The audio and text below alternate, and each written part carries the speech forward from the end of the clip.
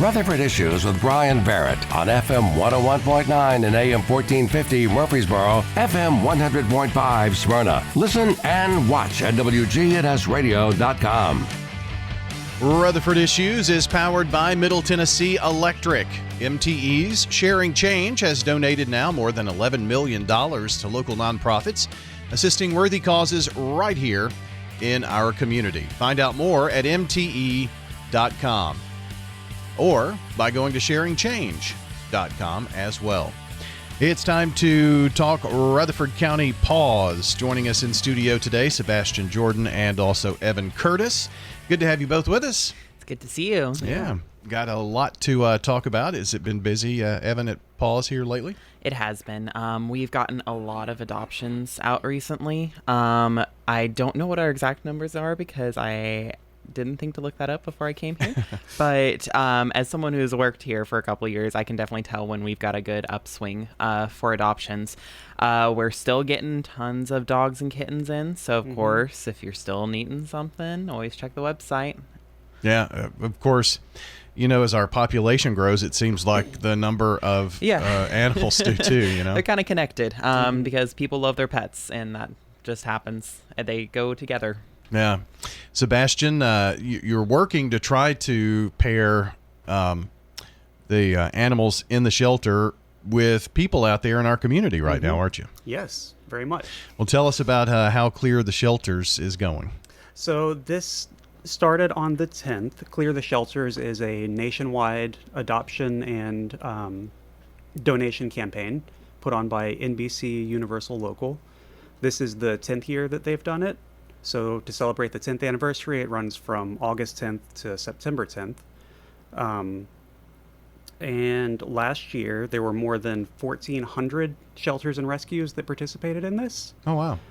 They had over 158,000 adoptions last year, which brought the total to over 1 million. They started this in 2015.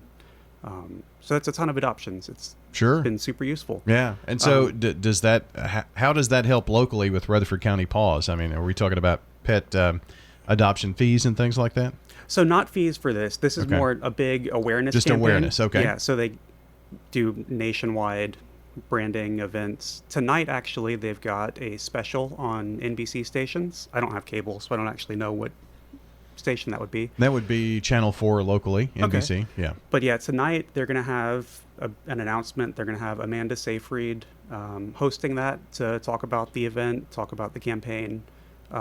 They do a lot of stuff where they'll get celebrity involvement, celebrity endorsements, and that's always useful even at the local level, because having an actor go on TV on primetime saying, hey, you should think about going to your local shelter and adopting or donating or volunteering, that does way more than any individual shelter could do on their own. There's a kind of strength in the numbers of all these shelters having the same unified message. So this is kind of a month-long nationwide campaign to bring awareness to adopting shelter pets. Yes, it is. And Evan, I'm just curious, and I'm not to put you on the spot, but are there times of the year when it seems like it goes up, the number of people who want to adopt? Yes, definitely during the summer. That is our adoption season. Anywhere from about May to end of September is pretty much where it picks up. We have usually it kind of ramps through that season. So it's a little bit slower at the beginning and then it kind of ramps up into September. The emptiest I've seen our floor has always been like late August, early September. Not marking for like when, there's an ice storm and no one's out and we've just got the same dogs over and over again because nothing's happening. But generally, that is where we see our busy season, per se. We do get more animals in because it is hotter outside. People are out more. Dogs are out more. Cats are out more. And then we're still recovering from kitten season, of course. So we still got all the babies from there. And granted, they're all like teenagers now. So you've got like 5 to 6 month old kittens that are still coming in. And people are just like, hey, I noticed a stray. And so we've still got pretty good intake numbers, but we've been able to keep up with them fairly much. even though our adoption fees are still being covered by the county, so you don't have to worry when it comes to that. But Clear the Shelters did send us a whole bunch of coupons and different things to send with you for the adoptions. So even if they're not like monetarily contributing to the adoption price, you get a whole bunch of coupons to help you set up an animal. So they're going to be coming in these little Hills branded bags because they're partnered with Hills, which is a food brand that we actually feed our animals at our shelter. So it all works together pretty well. Well, that's awesome. So, and that, Sebastian, that's another thing that having, a large network television, support endorsement, if you will, to be able to get sponsors like Hills to come alongside and make it a process that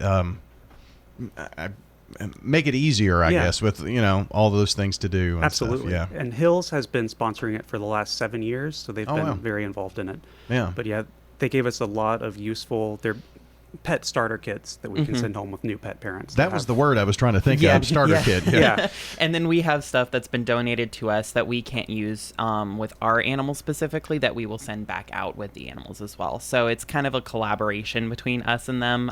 It's stuff that they sent, and then we put a little bit of extra in there just to make it easy. Now, you said something about the county and fees. What kind of elaborate on that a little bit? So for the last little bit, just because of our numbers being fairly high, we have been covering our adoption fees. We also, it's literally been, we either have a sponsor covering our fees, like last month it was Bissell. Right. And or we have the county kind of covering them in order to make sure our adoption rates stay stable, so we can continue operating in the way we are. Additionally, our adoption fees, if they were ever to come back, are very reasonable because we are in a municipal shelter. We have funding. We're not like a rescue. We don't have to recoup costs through our adoption fees. Like off the top of my head, our dog adoption fees, last time I knew, were like capping out at $150, but that's for like an animal we know exactly what it is. It's young. And then cats were name your own price starting at $5, but granted that was back in 2020. Yeah. So I don't know what that price has changed. Of course, if you are ever concerned about that, feel free to give us a call and we'll be able to give you the update information, because that's going to depend on what, the county says and what our director says. Sure. I can only speak in as much as I know. But of course, if you are willing to donate the adoption fee of your animal, if you feel like that you want to pay an adoption fee for your animal, we will use those donations to like improve our facilities or buy new treats and puzzles for our animals, as well as generally deal with the upkeep of having to keep a building running, which is a lot sometimes. And it's all that food. I mean, I wonder how many pounds of food you go through between dogs and cats. It comes on this big pallet about every month.